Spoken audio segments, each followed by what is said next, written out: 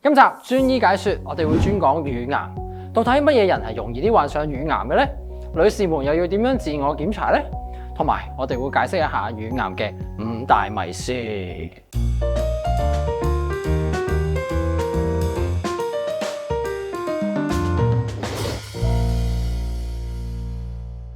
根據香港醫管局嘅資料，2020年共有4965位女性患上咗乳癌。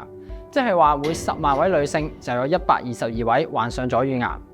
過去38年，女性乳癌嘅發病率係呈上升嘅趨勢，而乳癌嘅死亡率喺過去10年都慢慢爬升到去10%。正因為乳癌呢個病咁兇險，我哋一定要更加了解呢一個疾病。單喺2020年就有超過700個女性因為乳癌而死亡。究竟有咩因素係會提高患上乳癌嘅風險呢？第一個因素係年齡。乳癌嘅患者平均年齡係57歲，但其實近年有年輕化嘅趨勢，因此各位女士唔可以恃住自己後生就咩都唔理㗎。第二個因素係家族病史，如果你嘅媽媽、姊妹或者個女，甚至係自己曾經患上乳癌，或者係乳房曾經出現腫塊等等異常嘅變化，咁你中招嘅機會都會大啲。第三個係長時間受荷爾蒙刺激，早初潮、遲更年期或者係接受過避孕藥等等嘅荷爾蒙治療。拉長咗接受雌激素嘅時間都會好危險。除此之外，高齡手孕、冇生過仔、未餵過奶、更年期後肥胖、缺乏運動同埋酗酒，呢一啲都係乳癌嘅風險因素。既然乳癌係咁危險，如果各位女士識得自己做下檢查，出事嘅機會自然就會細啲啦。等我教下大家點樣檢查啦。第一個方法係用眼去睇，首先要睇下乳房嘅皮膚有冇異常嘅變化。如果發現乳房嘅皮膚或者乳頭有凹陷，好似俾啲嘢拉咗入去咁，有機會就係因為癌組織嘅拉扯產生。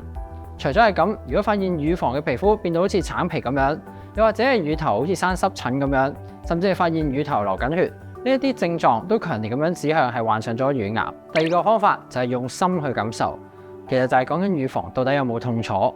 一般嚟講，隨住經期而起伏嘅乳房疼痛，同經前綜合症或者係纖維瘤比較有關係。而同經期無關嘅疼痛呢，其實就冇特別指向嘅。不過如果真係患上咗乳癌呢，其實就係會痛嘅。咁大家就要多啲配合其他檢查去留意自己乳房嘅狀況啦。第三個方法係觸診，各位女士呢，應該要多啲檢查自己嘅乳房。如果摸到一啲邊界唔係好清楚嘅硬塊，推佢嘅時候呢，會牽扯到其他組織，唔係好推得喐佢嘅話呢，其實有機會都係一個癌變嚟嘅。喺呢個基礎上，如果有摸到腋下嘅淋巴有腫大，其實就應該要揾醫生去睇一睇。醫生可能會安排乳房嘅 X 光造影、超聲波掃描、活組織檢驗等嘅檢查，去確定你到底有冇患上乳癌。啱先其實提到乳房摸到一啲邊界唔係好清晰嘅硬塊，有機會係癌變。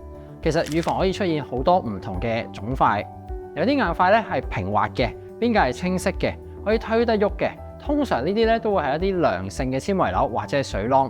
咁如果個腫塊咧係柔軟嘅咧，通常都會係一啲脂肪瘤或者係乳液嘅囊腫。呢幾種情況嘅危險性其實都冇癌變咁大，不過都會建議揾醫生檢查一下，排除癌變嘅可能性。食雞係咪會引致癌症呢？其實主要呢啲人咧係驚以前養雞有用過激素呢一樣嘢，而乳癌嘅發病咧又同長期接受激素有關喎。其實而家嘅飼料改善咗，啲雞咧大得好快。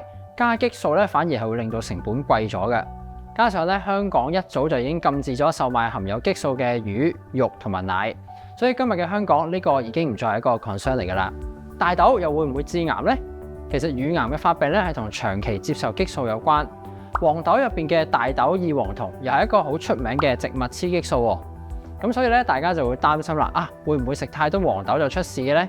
其實根據研究指出，大豆異黃酮唔單止唔會增加乳癌嘅風險，反而能夠降低患上乳癌嘅風險喎。